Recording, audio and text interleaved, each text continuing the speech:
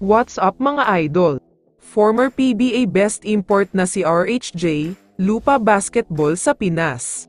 Pero bago mo sana ipagpatuloy ang panonood mo, ay huwag mong kalimutan na mag-subscribe bilang suporta sa aking YouTube channel. Maraming salamat idol.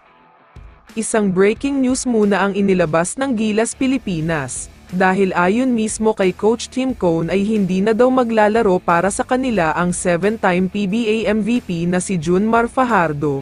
Ito nga ay matapos siyang magkaroon ng injury. Calf injury daw ito kaya pinayuhan siya ng doktor na hindi muna ito pwedeng maglaro, kailangan daw kasi niyang ipahinga ang paa niya dahil masyadong napuwersa ito noong PBA Finals. Mali daw ang ginawa ni Fajardo.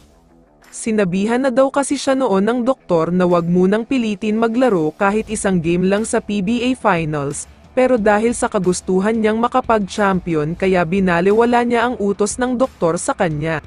Pero ayon naman kay Coach Tim, sasama pa rin naman daw si Fajardo kapag lumipad na sila papunta sa Hong Kong, pero manonood lang daw ito at hindi sasali sa practice, hindi rin kasama sa lineup kapag nagsimula na ang FIBA Asia Cup qualifiers.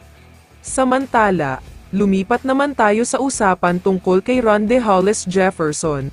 Alam naman nating lahat kung gaano ka-solid at kagaling ang import na ito, isa siya sa pinakamagaling na import na naglaro sa PBA.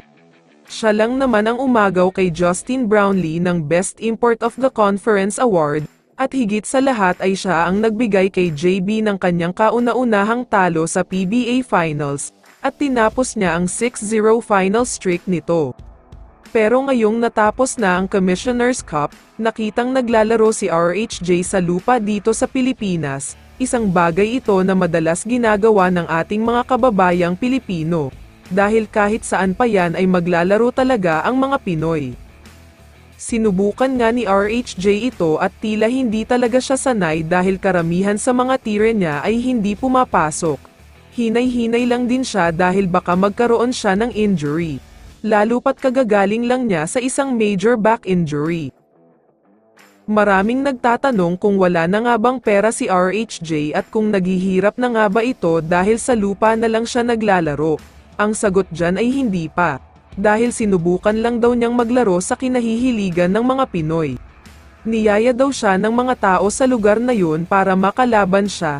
Nakakatuwa lang daw dahil pumayag siya at parang tropa lang rin dahil wala siyang arte sa katawan at handa siyang gawin ang mga bagay na ginagawa ng isang Filipino. Kaya naman kung ikaw ang tatanungin idol, ano ang masasabi mo sa ginawa ni RHJ? I-comment mo naman ang sagot mo sa tanong na ito. So dito na nagtatapos ang video na ito. Maraming salamat sa pagsuporta at panonood mga idol. Ingat at bye-bye.